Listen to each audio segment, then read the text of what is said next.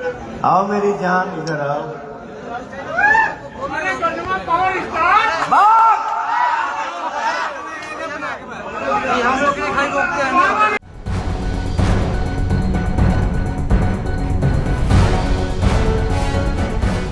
नमस्कार, आप देख रहे हैं हल्ला बोल टीवी और मैं हूं आपके साथ सुरभि।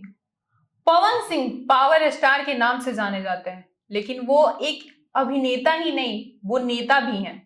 बीजेपी के वो नेता हैं, लेकिन एक इवेंट के दौरान उन्होंने जिस तरीके से बातें की, इससे पवन सिंह पे तो सवाल उठेगा ही, लेकिन बीजेपी पे भी उठेगा। उन्होंने महिमा सिंह को डायरेक्ट कहा, आओ मेरी जान इधर आओ करके वो स्टेज पर उनको बुलाते हैं। पवन सिंह का भी तलाक ज्योति सिंह से हुआ नहीं है, लेकिन उनका इस तरह का बयान क्या लगता है आपको सही है? उस औरत पे क्या बीतेगा जो अभी तलाक ली नहीं है? आज भी पवन सिंह के नाम की सिंदूर डालती है, आज भी वो उसे मानती है, लेकिन उनका इस तरह का बयान किसी लड़की पे क्या बीतेगा वो उन्होंने सोचा है? समाज पे क्या जाएगा? वो नेता होते हुए समाज को क्या दे रहे हैं? किस तरह का संदेश पहुंचा रहे हैं?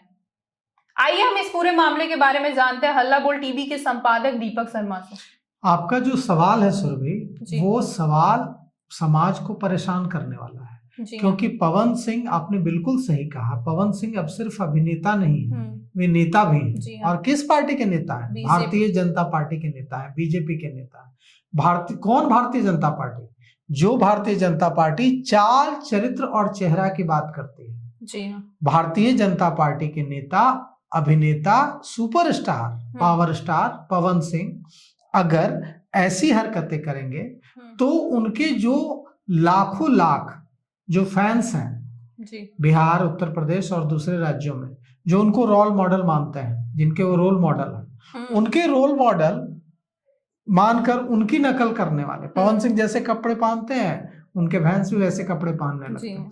पवन सिंह जिस स्टाइल में दिखते हैं उनके फैंस भी उस स्टाइल में दिखने लगते हैं।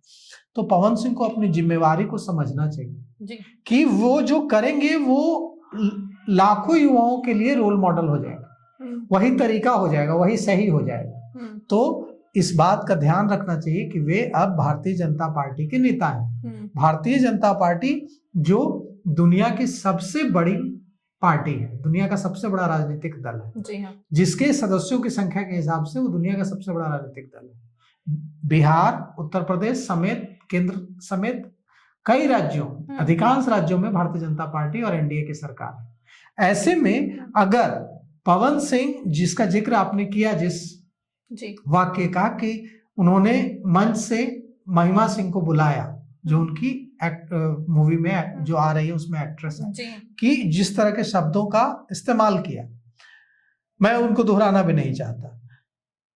वैसे शब्दों का इस्तेमाल क्या उनको एक भारतीय जनता पार्टी के नेता के रूप में इजाजत है वैसा करने की? नहीं है। एक अभिनेता के रूप में भी नहीं है। लेकिन एक अभिनेता अगर आप हैं तो आपको कोई सीरियसली ज्यादा नहीं लेता है आपके आचरण को, कि ठीक है कलाकार हैं, ठीक है। आप एक नेता भी तो हैं। बात चल रही है कि आप राज्यसभा जाएंगे। राज्यसभा क्या होता है? राज्यसभा भारतीय लोकतंत्र में लोकसभा से भी ऊपर एक सदन है, जिसको उच्च सदन कहा जाता है। राज्यसभा उच्च सदन है, लोकसभा निचला सदन है। तो अपर हाउस जो है, उच्च सदन जो है, वहां जाने की बात चल रही है पवन सिंह की। पवन सिंह ऐसे पहुंचेंगे उच्च सदन, राज्यसभा ऐसे पहुंचेंगे, उच्च सदन कहा जाता है उसको। उन्होंने क्या कहा? उन्होंने यह भी तो कह सकते थे कि आओ, आइए, आपका स्वागत है। जी हाँ। उन्होंने क्या कहा? आओ मेरी जान। क्या यही संदेश देना चाहते हैं पवन सिंह? देखिए, सवाल एक अभिनेता का भी नहीं है। एक अभिनेता के रूप में कई बार ऐसी चीजें जो होती हैं उसको समाज इग्नोर कर देता है, लेकिन अब आप नेता भी तो हैं। आपके चुनाव लड़ने की बात आ रही थी, अब आपके राज्यसभा जाने की बात आ रही है, और आप ऐसी हरकतें कर रहे हैं। पवन सिंह का जो अभी वीडियो ये वायरल हो रहा है, इसी बीच ज्योति सिंह ने आज इंस्टाग्राम पे स्टोरी लगाया है कि सीता तो वनवास में भी साथ थी, राम तो अयोध्या में भी साथ ना दे सके। देखिए, यही विडंबना है जी। भारत की महिलाएं निश्चित रूप से हम पुरुषों की तुलना में ज्यादा त्याग करती हैं। जी। वो परिवार के लिए भी, रिश्ते को बचाने के लिए भी, और जो भी है त्याग जहां आता है तो वो उन्हीं के हिस्से चला जाता है। और इस मामले में उन्होंने जो अपनी बात जाहिर की है कि राम तो अयोध्या में भी साथ न दे सके, सीता तो वनवास में भी साथ थी। ये कहानी क्या है? कहानी ये है कि भगवान राम को जब वनवास हुआ तो माता सीता को तो वनवास नहीं हुआ। माता सीता चाहती तो आराम से रह सकती थी जी। अपने पिता के घर चली जाती, वहां रहती, या अयोध्या में ही रहती पूरी ठाठ से महल में जी। लेकिन उन्होंने पति के साथ जाने चुना। मतलब पति की मुसीबत को अपने गले लगाया और पति के साथ गई जी। जब वहां गई, वहां उन्होंने तमाम दुख झेले। आप सोचिए कि रावण उठाकर ले गया माता सीता को, अगर और रावण ने ऑफर किया माता सीता को कि मंदोदरी से भी ऊपर की जगह आपको मिलेगी अगर आप मुझसे विवाह कर लेती हैं। अगर माता सीता रावण की बात मान लेती तो राम कहां के रहते? फिर रावण बिना युद्ध लड़े जीत जाता और राम हार जाते जी। लेकिन राम जीते क्योंकि माता सीता का चरित्र उनके साथ था, इसलिए राम जीते। राम की विजय हुई क्योंकि यहां जितनी लड़ाई युद्ध भूमि में, रण क्षेत्र में भगवान राम लड़ रहे थे, उससे ज्यादा लड़ाई, उससे ज्यादा भीषण लड़ाई माता सीता अकेली बिना किसी सेना के रावण के महल में लड़ रही थी। दो युद्ध चल रहा था, एक नैतिक युद्ध, एक धनुष और बाण और तलवारों का युद्ध। धनुष बाण और तलवारों का युद्ध भगवान श्री राम लड़ रहे थे और जो नैतिक युद्ध है वो अकेले भगवान श्री राम के साथ सेना थी, हनुमान थे, सुग्रीव थे, अंगद थे, जामवंत थे, नल नील थे, लेकिन माता सीता के साथ कौन था? माता सीता जो युद्ध लड़ रही थी लंका में, वहां उनके साथ नैतिक बल था और कुछ नहीं था।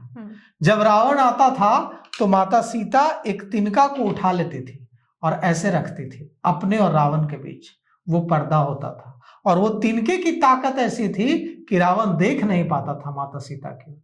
इसको चरित्र का बल कहते हैं, इसको नैतिक बल कहते हैं। यह था माता सीता के अंदर। तो रावण हारा, पहले ही बिना राम के हराए रावण हार गया था क्योंकि माता सीता ने उसको अपने चरित्र बल से हरा दिया था। राम ने वध किया सिर्फ एक हारे हुए रावण का। रावण को असल में तो माता सीता ने हराया, एक हारे हुए रावण का वध कर दिया राम ने जी।